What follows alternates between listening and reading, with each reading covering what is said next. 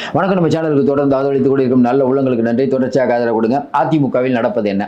ஒரு பக்கம் பார்த்தீங்கன்னா, ஆளுநர்கிட்ட போய் வந்து சி.வி. சண்முகம் உட்பட அந்த எம்எல்ஏக்கள்லாம் தகுதி நீக்கம் பண்ணணும் அப்படின்னு எடப்பாடி தரப்புல மனு கொடுக்குறாங்க. ஏங்க சபாநாயகர்கிட்ட தானே போவாங்க, எதுக்கு ஆளுநர்கிட்ட போவாங்க? அப்போ ஆளுநர்கிட்ட போகிறாங்கன்னா பிஜேபி யார் கூட இருக்குது அப்படின்னு ஈஸியாக தெரிஞ்சிடும் அப்படின்னு தான் பொதுமக்கள் நினைப்பாங்க. ஏன்னா சி.வி. சண்முகம் தரப்பு ஆளுநர்கிட்ட போக மாட்டேது, ஆனால் எடப்பாடி தரப்பு ஆளுநர்கிட்ட போகுது. இன்னொரு பக்கம் பார்த்தீங்கன்னா, ஜேசிடி பிரபாகரன் அவர்களை வந்து ரெண்டு தரப்பும் போய் சந்திக்குது. எடப்பாடி பழனிசாமி மேலே கட்சி தாவல் தடை சட்டத்தின்படி நடவடிக்கை எடுக்கணும் அப்படிங்கிற மாதிரி கேட்குறாங்க. பார்த்துட்டு இருக்க மக்கள் சொல்லுங்க, அதிமுக நம்ம ரொம்ப நாளாக சொல்லிட்டு இருந்தோம். நான் போன பிறகு 100 ஆண்டு காலம் இந்த கட்சி இருக்கணும்னு ஜெயலலிதா அம்மா சொன்னாங்க. இன்னைக்கு போகிற பாதையை பார்த்தா இந்த கட்சி வந்து இருக்குமா இருக்காதாங்கிற சந்தேகம் பல தொண்டர்களுக்கு இருக்குது. பார்த்துட்டு இருக்காங்க அதிமுக தொண்டராக இருந்தால் நீங்கள் சொல்லுங்கள், கட்சியில் நடக்கக்கூடிய விஷயம் உங்களுக்கு சந்தோஷமாக இருக்கா? இன்னொரு பக்கம் பார்த்தீங்கன்னா, திமுக ரொம்ப சந்தோஷம், பரவாயில்லப்பா, சிஎம்மா விஜய் வந்த பிறகு நம்ம கட்சி உடஞ்சிரும்னு நினைச்சோம். அதிமுக உடஞ்சவொன்னா நம்ம ஆளுங்களுக்கு கொஞ்சம் தெளிவு பிறந்திருக்குது, பரவாயில்ல, திமுக எதிர்கட்சி அரசியலாவது பண்ணலாம். அதிமுக உடையலன்னு வச்சுக்கோங்களேன், திமுக கொஞ்சம் பிரச்சனை வந்திருக்கும். இப்போ அதிமுக உடஞ்சதுன்னா ஒரு கட்சி போகுது, கரைஞ்சிருச்சு. அப்படிங்கும்போது திமுக பரவாயில்லப்பா, நம்ம எப்படி இருந்தாலும் ஒரு எதிர்கட்சி அரசியல் பண்ணலான்னு கொஞ்சம் தான் தைரியம் வந்திருக்குது. அங்கேயும் பிரச்சனை இருக்குது, அதை பேசுவோம். கொஞ்சம் தான் ஸ்டாலினுக்கு ஓரளவுக்கு ஆறுதல். இன்னொரு பக்கம் பார்த்தா பழனிசாமிக்கு தொடர்ந்து என்னைக்கு அவர் வந்து முதலமைச்சராக இருக்கும்போது கூட மகிழ்ச்சியாக இல்லை. டெல்லியுடைய கண்ட்ரோல், டெல்லியில் பணம் வாங்கணும், அப்போ எம்எல்ஏக்கள் யாரும் அவ்வளோ ஈஸியாக வந்து பார்க்க போவாங்க, ஏன்னா கேட்க முடியாது. அப்போ ஒரு கண்ட்ரோலில் இருந்தார். சரி ரைட்டு, நம்ம பொதுச் செயலர் ஆகிட்டோம், இப்போயாவது பிரச்சனை இருக்குது இல்லைன்னு பார்த்தா அதுக்கப்புறமும் சிக்கல். ஜெயிச்சா ஒரு எம்ஜிஆர் ஆகலான்னு பார்த்தா அதுவும் இல்லை. அப்போ பழனிசாமி அவர்களுக்கு தொடர்ந்து வழக்குன்னு போட்டு இப்போ தான் நிம்மதியாக உட்காந்தா இந்த தோற்ற உடனே பஞ்சாயத்து கிளம்பி விட்டது. ஏன்னா பழனிசாமி அவர்களையும் நீக்கணும்னு இன்னைக்கு போனவங்க சாதாரண ஆள் இல்லை. சி.வி. சண்முகம் யார்? எடப்பாடி பழனிசாமி அவர்களுக்கு ஓபிஎஸை தூக்கும் போது எல்லா அந்த கோர்ட்டு நடைமுறைலாம் அவர் தான் வழக்கறிஞரை தயார் பண்ணது. உங்களுக்கு தெரியும், நிறைய வழக்கறிஞர். இப்போ கவர்மெண்ட் வந்து தமிழ்நாடு கவர்மெண்ட் போட்டுக்கால விஜய் நாராயணன் அவர்கள்லாம் அதிமுக ஆட்சியில் இருந்தவங்க தான். 2010 2021 அவர் தான் இருந்தார். பல வழக்கறிஞர்களை வச்சு வாதாடி யார் ஏன்னா அவர் சட்டத்துறை அமைச்சராக இருந்தார், பல பேர் அவருக்கு தெரியும். அதை வைத்து அவருடைய கான்டாக்டில் நிறைய பேரை பண்ணார். அதுக்கு பிறகு பார்த்தீங்கன்னா கூட பக்கபலமாக இருந்தது வேலுமணியும் தங்கமணியும். மணிகள் இல்லாமல் அவர் போக மாட்டாருன்னு தான் எல்லாரும் சொல்லுவோம்.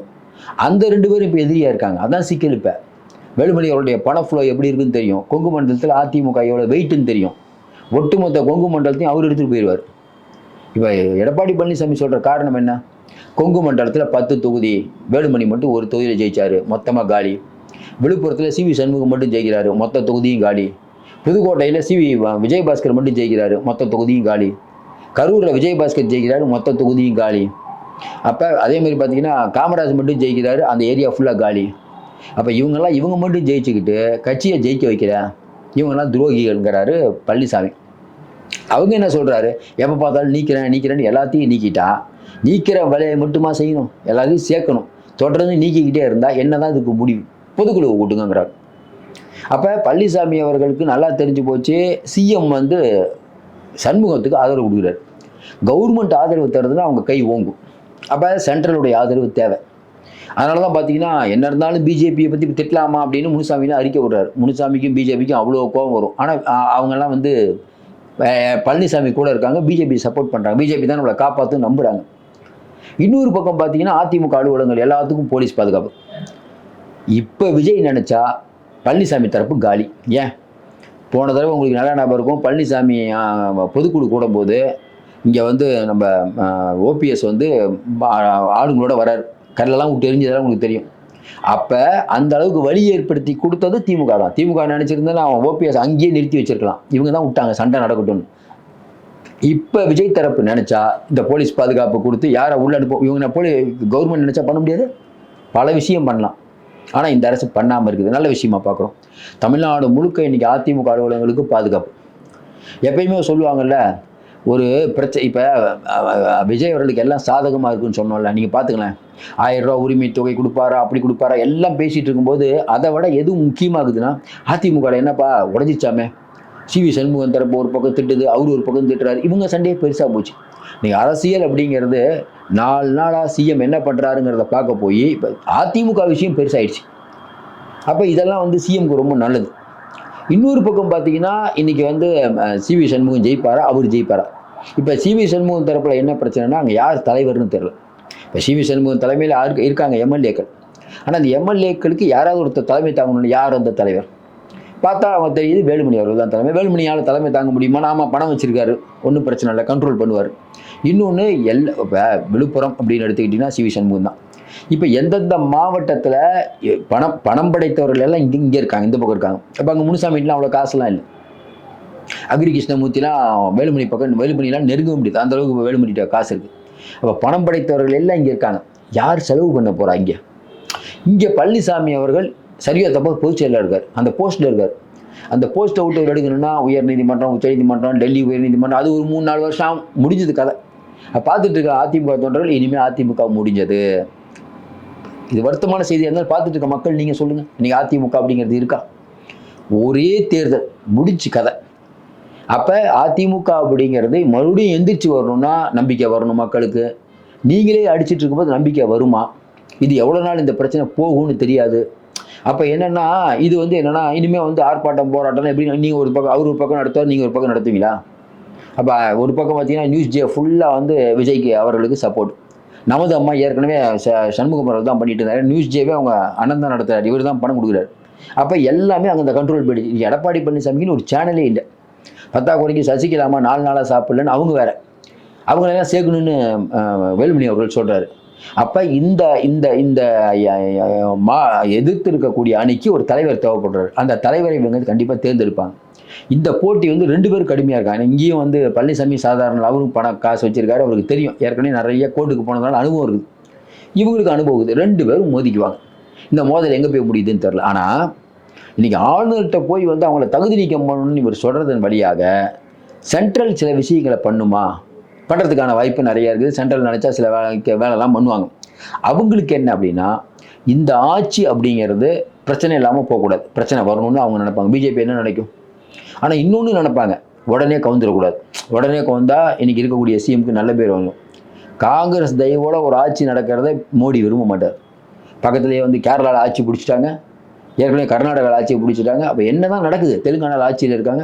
தென்னிந்தியா ஃபுல்லாக அவங்க கண்ட்ரோலுக்கு வந்துடுச்சு, ஒரே ஒரு மாநிலத்தை தவிர. இதெல்லாம் மோடிக்கு கண்டிப்பாக எரிச்சல் இருக்கும்.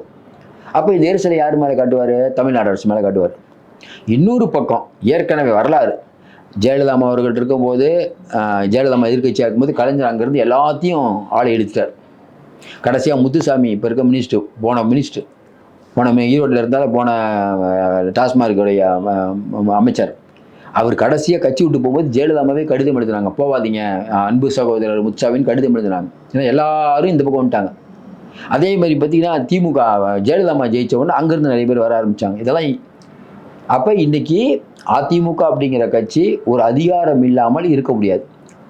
ஒன் டைம் வரலைன்னா அடுத்த டைம் வந்தே ஆகணும். ஜெயலலிதா அப்படி தான் கொண்டு வந்தாங்க. 1996 பயங்கரமாக தோத்தாங்க. 98 எம்பி எலெக்ஷனில் சரியான ஜெயிச்சாங்க. அதுக்கப்புறம் நடந்த சட்டமன்ற தேர்தலில் ஜெயிச்சு ஆட்சியை பிடிச்சாங்க. இதுதான் வரலாறு. அப்போ இன்றைக்கி அதிமுகங்கிறது இந்த பிளவு அப்படிங்கிறது, இந்த தொண்டர்கள் என்ன பண்ண போகிறாங்க? ரெட்டலை இருக்க இடத்துல தான் அவங்க இருப்பாங்க. அதனால தான் பழனிசாமி தெம்பாக இருக்கார். ரெட்டலை நம்பட்டதாகுது. இன்னொன்று, பழனிசாமிக்கு சிக்கலில் இன்னொரு பெரிய சிக்கல் என்னன்னா, யார் யாரெல்லாம் இவரால் ஓரங்கட்டப்பட்டாங்களோ, உதாரணமாக கோயம்புத்தூரில் சேமா வேலுச்சாமி முன்னாள் மேயராக இருந்தார். அவர் ரொம்ப நாளாக வேலுமணியால் ஒதுங்கி இருந்தார். இப்போ அவரெல்லாம் கூப்பிட்டு வர்றாரு. இவர் பல மாவட்டங்களில் பார்த்தீங்கன்னா அந்தந்த ஏரியாவில் யார் அவங்களுக்கு எதிர்குறிப்பு இருக்காங்களோ அவங்களெல்லாம் இன்றைக்கி வளர்த்து விட்றாரு. ஆனால் என்ன சிக்கல் வருதுன்னா, அங்கே இருக்க ஆஃபீஸ் இருக்குல்ல, ஆஃபீஸு, அங்கே இருக்கக்கூடிய கட்டமைப்பு எல்லாம் இவங்க கண்ட்ரோல். ஏன்னா பணம் வச்சுருக்காங்க. இனிமேல் அங்கே இருக்கக்கூடிய புதுசாக வந்த மாவட்ட செயலாளர் இவங்க அளவுக்கு செலவு பண்ண முடியுமா?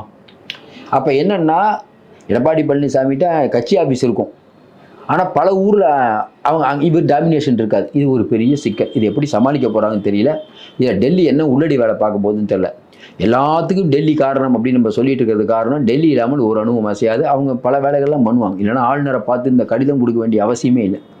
சபாநாயகர் பொறுத்த வரைக்கும் என்ன முடிவு எடுப்பார் அப்படிங்கிறது தான். ஏன்னா சபாநாயகர் அப்படிங்கிறவர் என்ன இருந்தாலும் டிவிக்கு. அப்போ இன்றைக்கி எல்லா ஆட்சி காலத்துலையும் எப்படி ஆளுங்கட்சி முடிவு எடுக்கும்? ஆளுங்கட்சி சாதகமாக தான் எடுக்கும். உடனே விஜய் தரப்பு மோசம் அதெல்லாம் இல்லை, எல்லா தரப்பும் இப்படி தான் எடுக்கும். 2 பேர் லெட்டர் கொடுத்துருக்கீங்க, கொறடாவுக்காக அடிச்சுக்கிறீங்க. நான் 6ஆம் முறை பண்ணுறேன்பா. அதிமுக 1, அதிமுக 2 முடிஞ்சு போச்சு. இதெல்லாம் கடந்த காலத்தில் நடந்துக்குது. ஓபிஎஸ்லாம் ரொம்ப நேரம் பக்கத்தில் உட்கார வச்சு பெரிய சிக்கல்லாம் ஆச்சு. அதனால் இப்படி செய்வதற்கான வாய்ப்பு இருக்குது. எப்படி இருந்தாலும் அதிமுகவுடைய எதிர்காலம் அப்படின்னு நான் சொன்னோன்னே நீங்கள் சொல்கிறீங்க, அதெல்லாம் முடிஞ்சு போச்சு சார், முடிஞ்சு போனதை ஏன் பேசணும், நல்லா இருந்த கட்சியை நாசமாக போயிட்டாங்க. ஒவ்வொருத்தரும் நீங்கள் சொல்லுவீங்க, எடப்பாடி தான் காரணம்னு சில பேர் சொல்லுவீங்க, சில பேர் சிவி சண்முகம் தான் காரணம்னு சொல்லுவீங்க. எது எப்படி இருந்தாலும் இன்றைக்கி முதலமைச்சர் போய் சிவி சண்முகம் அவர்களை பார்க்குறாரு அப்படின்னா அவங்களுக்கு ஒரு உற்சாகம் பிறகுது. ஏன் அவர் பார்க்குறாரு அப்படின்னா, சார் எல்லாருக்கும் ஸ்திரத்தன்மைங்கிறது ஒன்று வேணும். திமுக மைனாரிட்டின்னு சொல்லிடுச்சு இந்த கவர்மெண்ட்டை. அப்போ என்னென்னா மைனாரிட்டியில் பாஸ் மெஜாரிட்டி நான் ஆதரவு கேட்கவே வேணாம், எனக்கு அவங்களே தேடி ஆதரவு கொடுத்தாங்களா? ஏதாவது இன்றைக்கி அரசியலுக்கு வந்துட்டிங்கன்னா நல்லவனாக இருக்கலாம், ரொம்ப நல்லவனாக இருக்கக்கூடாது. உங்கள் கூட மோதுறவங்க யார் நல்லா யோசனை பாருங்கள். இவங்கெல்லாம் ரொம்ப யோக்கியமானவங்களா? இல்லை. அப்போ இவங்களோட நீங்கள் மோதும் போது சில பல வேலைகளை பண்ணாலும் அரசியல் நிற்க முடியும். அந்த வேலைகளை பண்ணக்கூடிய வேலை தான் இன்றைக்கி பண்ணிகிட்டு இருக்காருன்னே சொல்லலாம். இப்போவும் நம்ம சொல்கிறோம், இன்றைக்கி இருக்கக்கூடிய சூழ்நிலையில் விஜய் அவர்கள் மனது வைத்தால் ஒரு குரூப்பை தூக்க முடியும். ஏன்னா இன்றைக்கி இருக்கக்கூடிய சூழ்நிலை கையில் இருக்கக்கூடிய அதிகாரம் அவ்வளோ வலிமையானது. அதிகாரத்தை வைத்து இந்த கட்சியை உடைக்க முடியாதுன்னு நினைக்கிறீங்க, இவங்களே உடச்சிட்டு வந்துட்டாங்க. இன்னும் உடச்சி விட்டுறலாம் கவர்மெண்ட் நினச்சா. உளவுத்துறையிலேருந்து ஏகப்பட்ட விஷயம் இருக்குது. ஆனால் இந்த அரசாங்கம் பண்ணாதுன்னு நம்ம நம்புகிறோம். ஏன்னா இவங்க நினைக்கிறாங்க அதே உடையது நம்ம ஏந்து பண்ணிட்டு நமக்கு 1008 வேலை இருக்குது பாஸ் அப்படின்னு போயிட்டே இருப்பாங்க. இதையும் கூட பழனிசாமி அவர்கள் சொன்னது ஒரு விஷயம் என்ன சொல்கிறாரு, இல்லை விஜய் அவர்கள் போய் எங்கே பார்த்தது தப்பு அப்படிங்கிறாரு. நீங்களா இருந்தாலும் அதான் பண்ணுவீங்க, யாராக இருந்தாலும் அதான் பண்ணுவீங்க. சார் தவனுக்கு ஆதாயமாக ஒருத்தர் வந்து பார்க்குறாங்க, நம்ம கவர்மெண்ட்டுக்கு ஸ்திரத்தன்மை இல்லை அப்படின்னா சில வேலைகளை பண்ணுறது சரிதான். நம்ம ஸ்திரத்தன்மையாக இருக்கணும், அப்போ தான் சில மக்களுக்கு நல்லது பண்ண முடியும். இன்னொரு தேர்தலில் யாராவது விரும்புவாங்களா? திமுக உள்ளடி வேலை பார்க்கும், திமுகவை ஒரு செக் வைக்கணும்னு என்ன பண்ண முடியும்? அவங்களே வாலண்டியராக வராங்க. அதனால் இன்றைக்கி இருக்கக்கூடிய சூழ்நிலையில் அதிமுக அப்படிங்கிறது ஒரு பெரிய எப்படி சொல்கிறது, பெரிய பின்னடைவை நோக்கி போய் கொண்டிருக்கிறது. ஒன்றுமே புரியல. திராவிட கட்சியில் ஒன்று அழியிறது அப்படிங்கிறது பிஜேபிக்கு ஒருத்தர் உள்ளுக்குள்ள சந்தோஷம்தான். திராவிட கட்சி ஒன்று போகணும்னு நினைப்பாங்க. இன்னொரு கட்சி பற்றி பிரச்சனை இல்லை. இன்னொரு கட்சியில் ஒரு செங்கல் உருவா எல்லாம் உளுந்துரும் தெரியும். திமுக அஸ்திவாரம் பயங்கரமாக ஒன்றும் அஸ்திவாரம் இல்லை. அதை பற்றி நம்ம வீடியோ போடுவோம், என்ன நடந்துட்டுருக்குன்னு போடுவோம். தொடர்ந்து ஆதரவு கொடுங்கள். மீண்டும் சந்திப்போம். நன்றி, வணக்கம்.